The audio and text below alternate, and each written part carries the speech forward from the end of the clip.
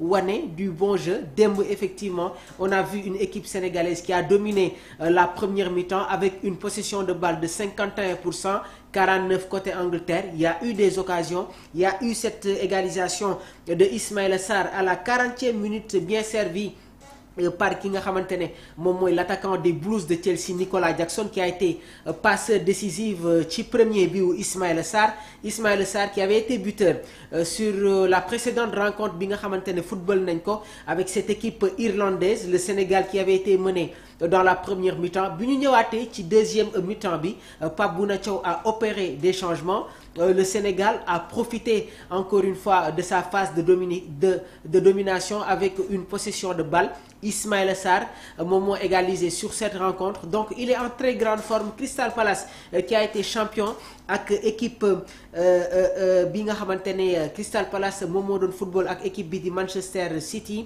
finale FA Coupe. Crystal Palace moom moo gagné. Ismaïla Sarr qui est en train de montrer de très grandes choses sur cette fin de saison. En seconde période nag, l'équipe nationale du Sénégal jot nañu accentuer seen domination. Habib Diarra a donné l'avantage à son équipe à la 62e minute d'une frappe croisée, profitant d'une erreur du gardien ki nga xamante ne moom mooy Dean Anderson. Donc moom moo góolu démb ci bile rencontre à la place de Jordan Pickford qui est le titulaire de cette équipe. Donc l'Angleterre jot nañu nag dugal benn but par l'intermédiaire de Jude Bellingham, waaye bi ñu demee consulter li nga xamante ne moom mooy la VAR, Léo Colwill nekk défenseur ci équipe bi di Chelsea, donc moom moo am benn pénalité gannaaw bu bal bi laalee li nga xamante ne moom mooy son bras. Il y a eu des polémiques, loolu sax moo waral kii di Thomas Tuchel nee na comprendrewul la décision arbitrale concernant l'intervention de ce but. Donc Stéphanie Frappard moom moo nekkoon tamit l'entraîneur arbitre ci bile match. Donc Jude Bellingham pensait égaliser à la 84e minute de jeu, ça n'a pas été bon pour lui, donc on est reparti ci beneen forme. Donc dans le temps additionnel nag, Cheikh Tidiane Sabali moom moo scellé la victoire sénégalaise sur un contre parfaitement mené à la 92e minute de jeu. Cette victoire est saluée comme l'une des plus belles de l'histoire du football sénégalais, d'autant plus qu'elle a été obtenue sans la star Sadio Mané, absent pour des raisons personnelles. Am na benn schéma bi nga xamante ne mi ngi dessiné wu au sein de cette sélection sénégalaise. Cette équipe a montré hier que am nañu caractère, parce que tey jii dès l'entame d'une partie, quand tu es mené par une équipe comme Angleterre, mun na indi ay doutes, mais l'équipe a continué à jouer, am la possession de la balle, dominer la bataille du milieu de terrain. maa ngi si doon insister démb, il faut impérativement sooy football avec une équipe comme équipe bii di Angleterre, il faut impérativement gagner la bataille du milieu de terrain, indi impact physique, waaye tamit être très réaliste devant les buts. Ça a été bénéfique, on a eu la possession de la balle, on a remporté la bataille du milieu, waaye tamit suñu arrière yi posé nañu des problèmes à la défense des Three Lions. Kyle Walker a été trop en difficulté parce que ki nga xamante ne moom mooy El Hadj Malick Diouf mi ngi doon indi un apport tellement offensif, et Bukayo Saka ne faisait pas trop les replis défensifs. Loolu nag causé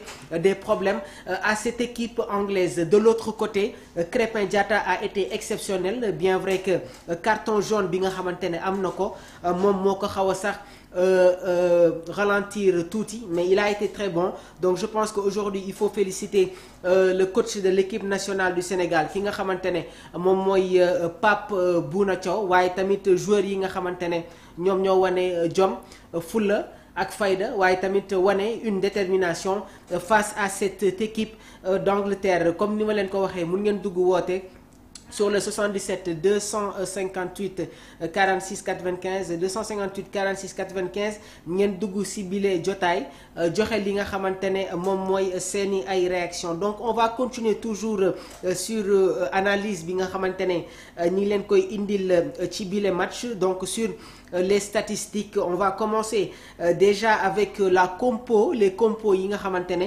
moom la ñaari coach yi indi ci bile match. On va commencer avec l'équipe nationale du Sénégal. Il n'y a pas eu trop de surprises, donc schéma bi nga xamante ne moom lañ leen proposé woon laataa ñuy dem si bile jànkonte si bile rencontre. Ñu bëri sax ñi ngi doon gis la titularisation de Pape Alassane Gueye, mais Pape Bouna Thiaw dafa miser sur Edouard Mendy. Au niveau de la charnière centrale, il n'y a pas eu de surprise. Kalidou Koulibaly ak Moussa Niakhaté, c'était prévisible. Moussa Niakhaté qui s'impose comme un taulier très important au niveau de la charnière centrale. El Hadj Malick Diouf bi mu démarré wulee match bi nga xamante ne football nañ ko contre équipe bi di Irlande laa wax ne que Pape Thiaw moom lay démarré loo face à cette équipe d'Angleterre.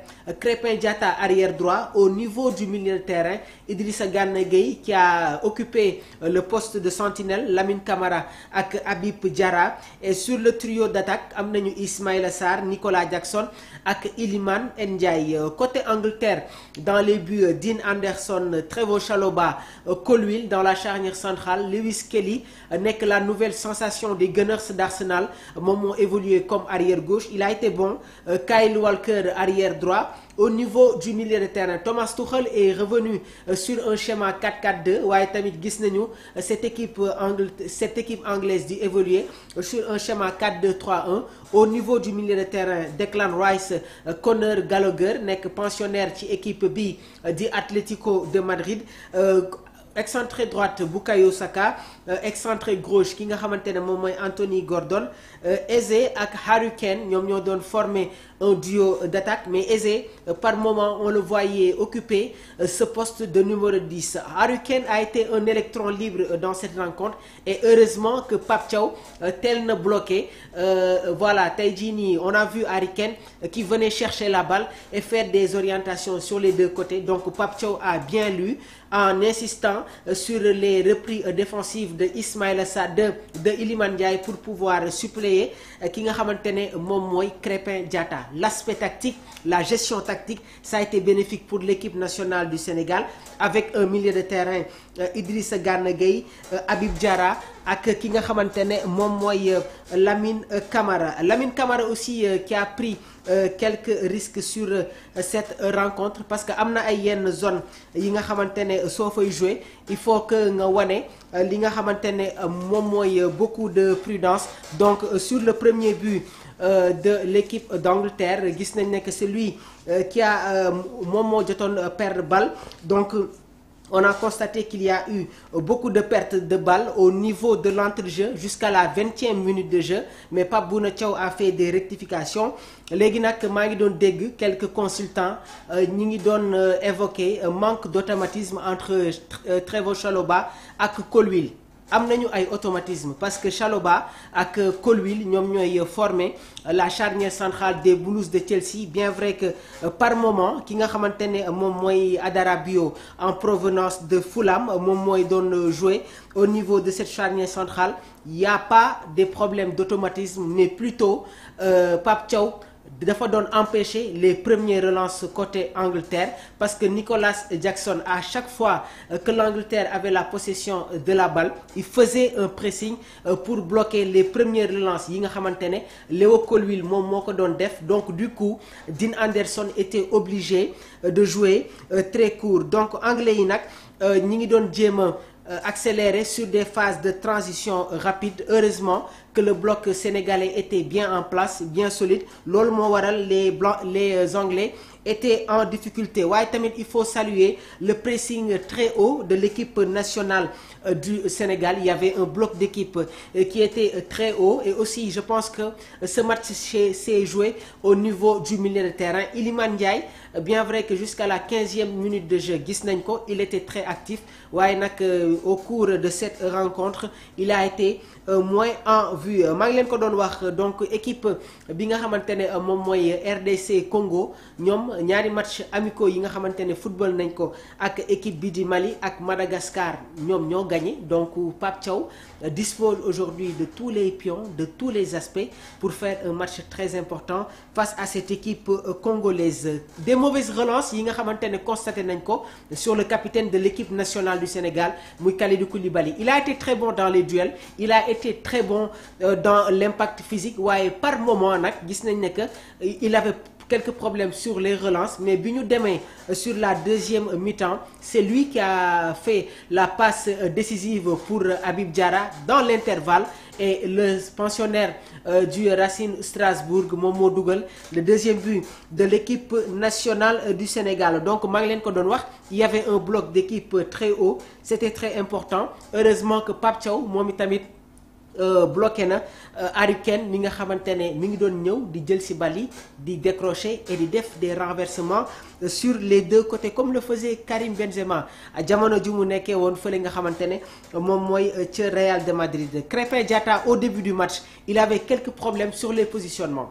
Crépin Diatta dafa amoon ay problèmes sur les positionnements. Beaucoup voyaient Antoine Mendy mu débuter bi les matchs waaye tamit il ne faut pas oublier que les excentrés des Anglais am nañu une rapidité am nañu une vivacité. Antoine Mendy il est grand